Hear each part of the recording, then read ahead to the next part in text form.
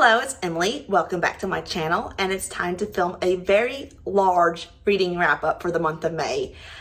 Now, Manga May was a complete success for me this year, and I was able to complete every book on my set TBR, as well as many more.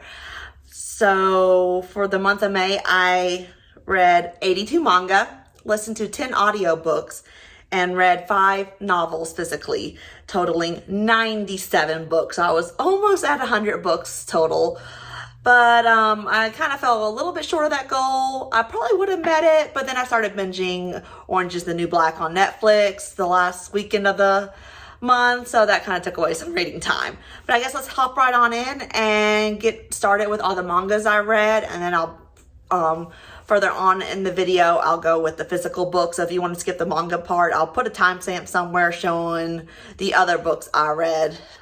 But let's hop right on in and get started.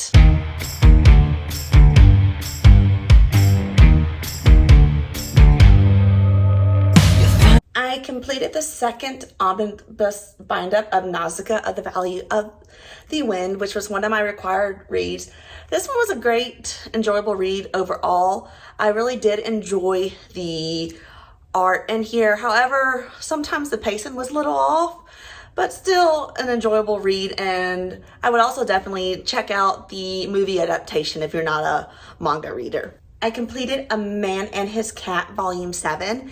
This is a very cute, heartwarming series, and if you're an avid cat lover, definitely check this one out. Mangas of the Library Volume 6 was another one of my required reads this month, and this series is following Theo, who strives to become a Mangas of the Library. And this one, I really enjoyed. The artwork is absolutely loving. The world building is outstanding, as well as the characters, because the characters are very complex and intriguing to read about. So great series overall. I read the third omnibus bind-up of Death Note. This series, I preferred the TV adaptation because the panels are a little wordy at times, but still an enjoyable read if you like a good dark story. Completed the 5th volume of the Pokemon Adventures omnibus, which concludes the Gold, Silver, and Crystal arc and begins the Ruby and Sapphire era. So really cute story overall. I mean, it is kind of predictable with all the Pokemon battles, but still I enjoy it. Volumes 1 and 2 of the Yakuza's Guide to Babysitting, where the second in command to his boss must watch and babysit the boss's daughter. And it's just a really cutesy read, and I am enjoying the story overall. I read volumes 10 through 12 of Blue Period, where we are following Yatora's journey through art school. And I really do enjoy this series and the complexity of all the characters, as well as the artwork within. So definitely recommend checking this one out. I tackled volumes 4 through 8 of Witch Hat Atelier. And this one, we are following Coco, who is studying to become a witch. This one also has some very amazing artwork, as well as a really interesting storyline. And I have been enjoying the read so far, and kind of disappointed that the last one I read left off in a cliffhanger. So I'm going to have to hop on to the next volume in the series as soon as possible. I read the next 3 omnibus bind-ups of Noragami Stray God, which consists of volumes 4 through 12 in total. This is a series I actually watched the anime first and really enjoyed it, but they never fully adapted the series from the source material. So now I'm wanting to read all the source material, and I am definitely enjoying the series overall. And again, this is another one that has some awesome artwork within.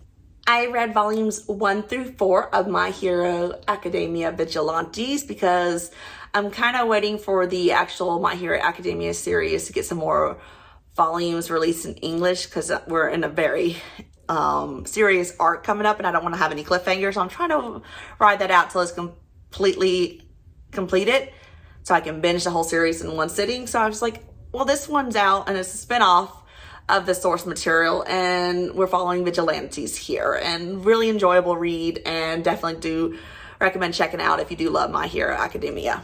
I read volume 7 and 8 of Horimiya, which is another just cute quick read if you just want something to read without having to put much thought into it. I also read volume 2 of Nisekoi False Love, which is another little quick, cute manga series. If you want to read something that's kind of cheesy and you don't have to think too much about, then definitely check this one out. I read Megumi and Tsugumi volume 1. I have read the unofficial translations in the past, and now that is being officially translated, I figured I'd purchase the series and reread the official translations, and I am enjoying the series the second time around. I caught up with A Terrified Teacher at Ghoul Schools with volumes 10 through 12. I really do adore this series with the cheesiness and how hilarious the students are, as well as some of the serious arcs too, and I can't wait for the next volume to be released. Completed I Hear the Sunspot volume 1 of the 4 seasons arc, which I have adored this series throughout, and we're following a hearing/deaf couple as they kind of navigate through life, and definitely do recommend checking this out because this is a very engaging read and you learn so much about the Japanese deaf community. I completed a huge chunk of the Black Clover mangas with volumes 7 through 14. This is another one where I've watched the anime first and now I'm going back and reading the mangas, which volumes 7 through 10 were rereads for me, and the rest is ones I'm experienced for the first time, and I do really enjoy this story. I finally completed Bleach with the final 5 omnibus bind-ups. Now this one, I felt like this last arc was kind of rushed and the story was kind of rushed in, which was slightly disappointed, though I still did enjoy the whole series overall.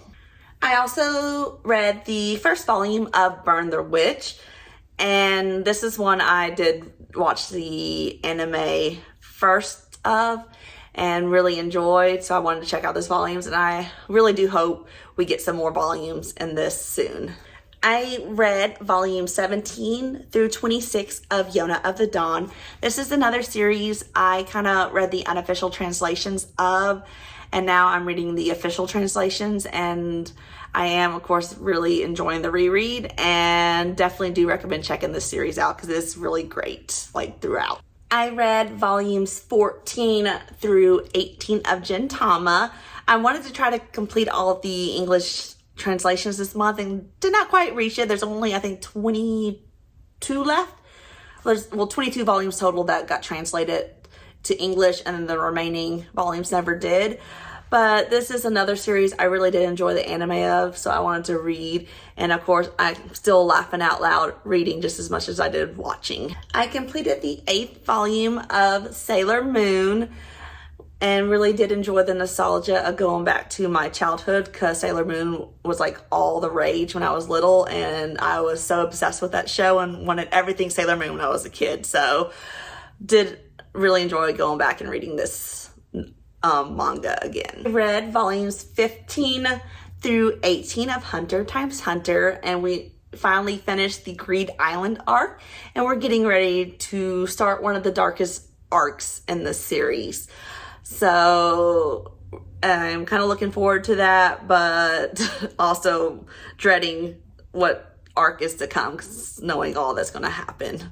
But still, I do really enjoy the series and recommend checking it out. I read the omnibus version of Shaman King, consisting of volumes 19 through 21, and really did enjoy seeing the backstory between Anna and Yo and kind of how they met. Probably the most mangas I read this month, because I was determined to complete the series but did not quite get there. That was Haikyuu volumes 22 through 37.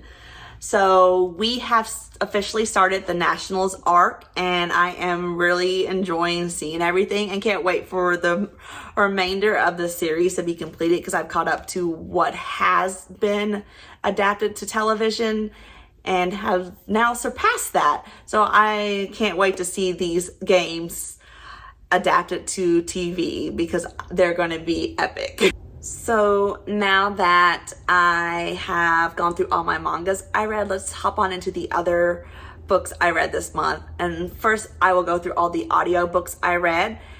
And the first one being Elantris by Brandon Sanderson, which is his debut novel. And here we are basically following a prince who ends up trapped in Elantris, a princess who travels to a foreign country in order to wed him and finds out she's now a widow, and a monk who is trying to convert them to his religion. That's kind of like the summary of everything at a very, without giving too much away.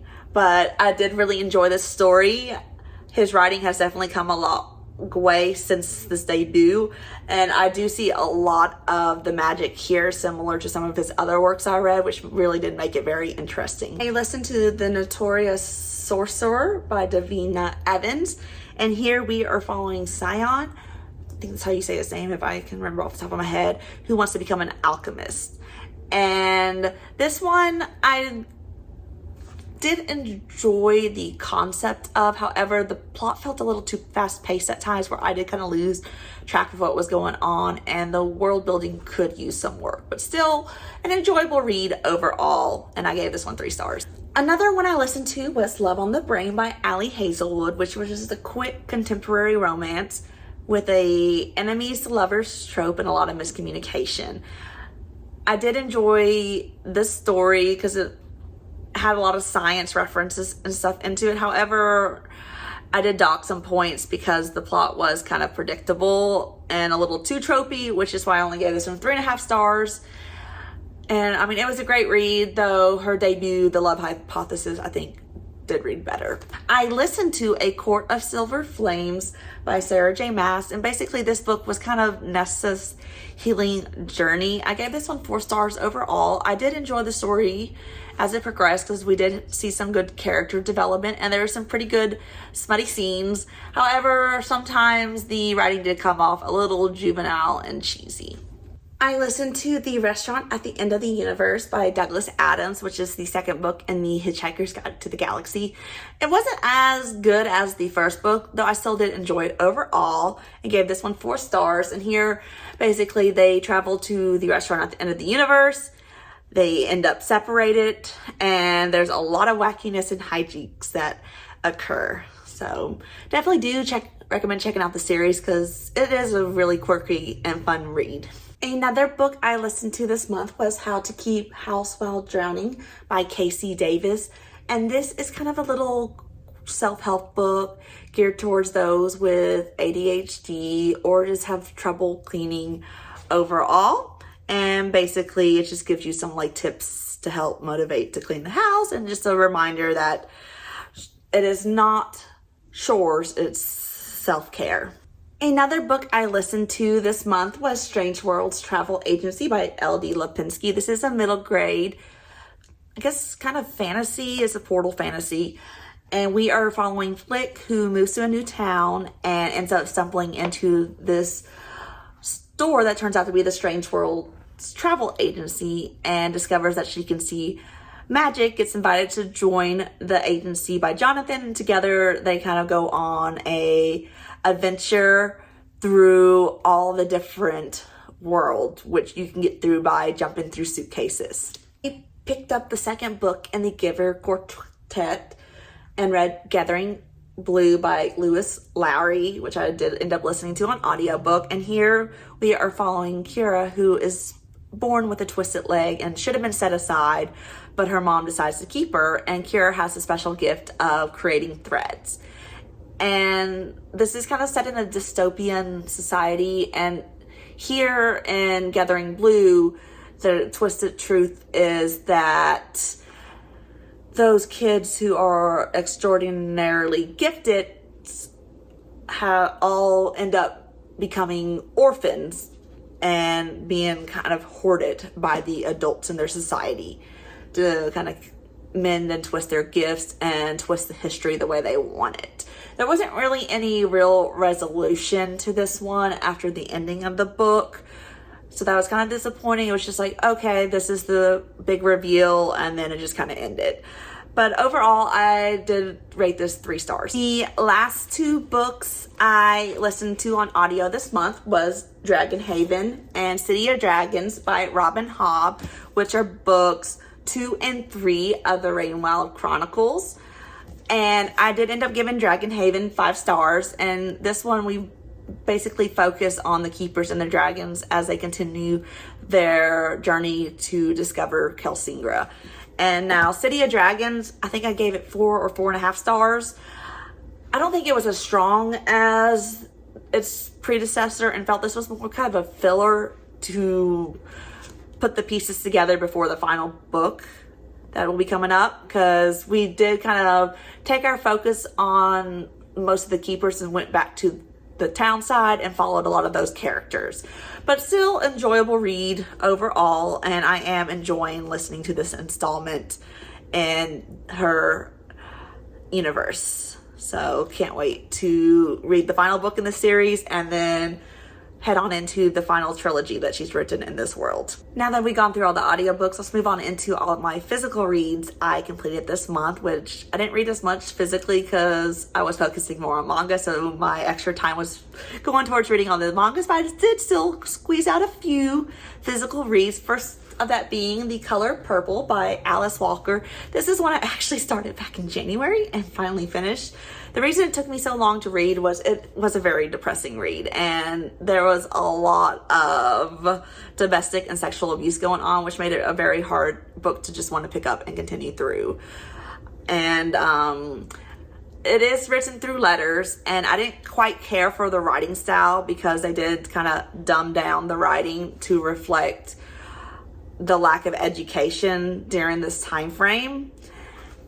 So I unfortunately only gave it 2.5 stars just because the writing was so hard to get through, though the story itself is a story I think everybody should read because it does really put into perspective what life was like back in those days. And I am glad that we have evolved a lot since then in society. But still, it is a very thought-provoking read, and I would definitely recommend checking out The Color Purple. We finally finished the Four Horsemen series with Death by Laura Thalassa. This one I gave 3 stars because it was predictable with pretty much the same plot point as the prior 3, which was, I hate the horseman, I gotta kill him, now we're in love, and we're gonna have sex everywhere. I think the only twist in this one was that we got to see all 4 horsemen in one place, and the main character had the twist that she could not physically die.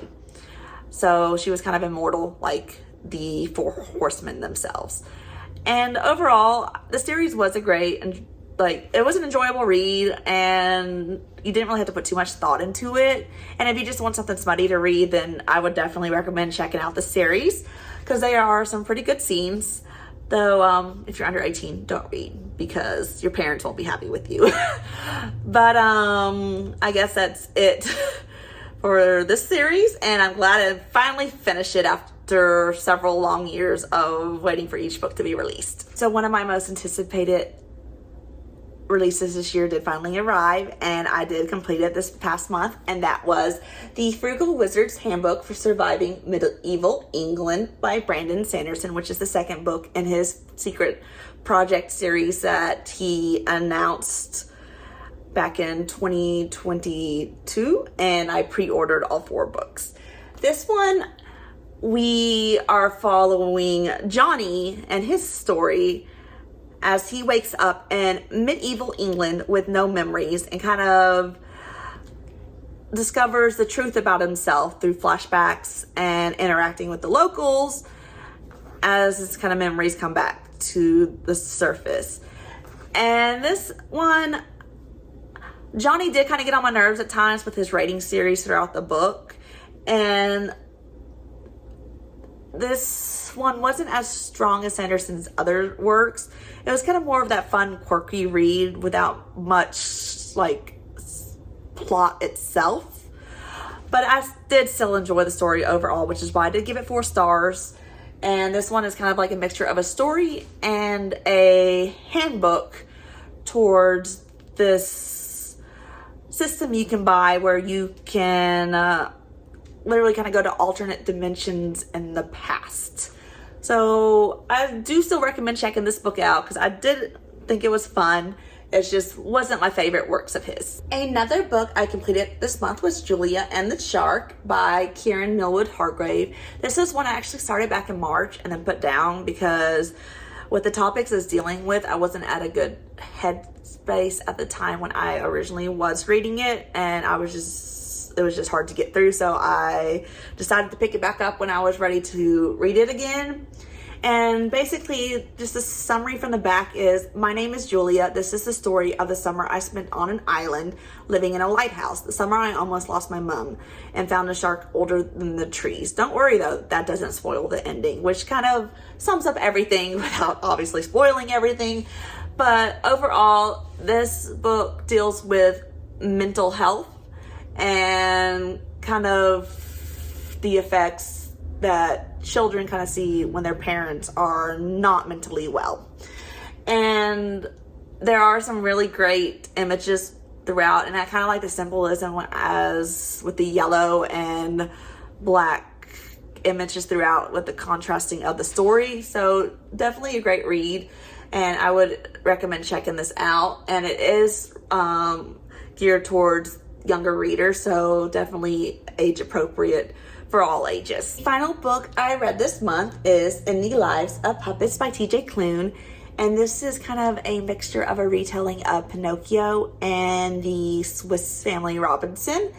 And we are following Vic, the last known human on Earth, who lives with his robot father Giovanni, who is a creator, a excitable vacuum named Rambo, and a sociopathic robot nurse named Nurse Ratchet. And Vic, Rambo, and Nurse Ratchet end up discovering another robot and some scraps while they were out looking for scraps to use, named Hap. And then once they discovered him, a big exciting adventure occurs. And this one is a really great, enjoyable read.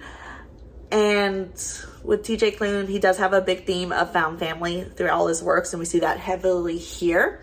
And I did enjoy the story overall, and was literally reading, like, wanting to know what happened next. Didn't want to put the book down.